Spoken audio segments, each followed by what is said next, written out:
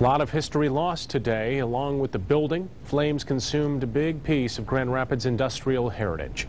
Kindel may have moved out of the building last year, but 24-Hour News 8's Ann Cheever found someone who has some very strong memories of that company.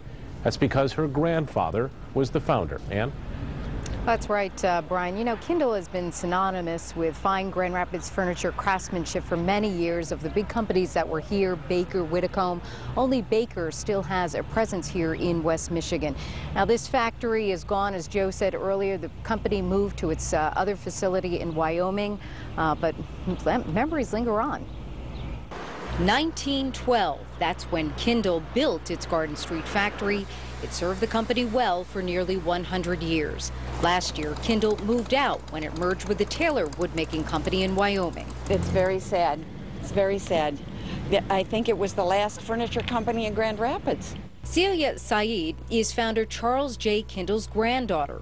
She spotted the smoke 20 miles away and drove to the scene out of curiosity. And then as I got closer coming down Burton, I began to think, oh my gosh, I hope it's not Kindel. Celia watched the building burn with dozens of others. Even though her family sold the company in 1964, she has rich memories of her grandfather and his business. When I was about 11, they had some mice in the factory and they needed to borrow my cat. Celia says her grandfather was meticulous, priding himself on his company, which specialized in fine, handcrafted furniture. Of the fine furniture makers in Grand Rapids, Kindel is the only one to still have a presence here. It was a great place to work, good friends. They were very strict about keeping the conditions of the building up, especially for fire safety. Terry Williams can attest to that fine craftsmanship. His job was to move furniture from one floor to another during the finishing process. He remembers how the company resanded the floors and restained them every year.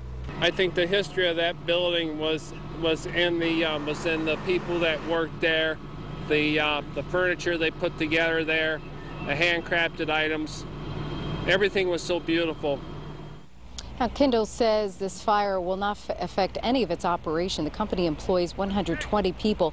Kindel owned this building and was actively trying to find a buyer.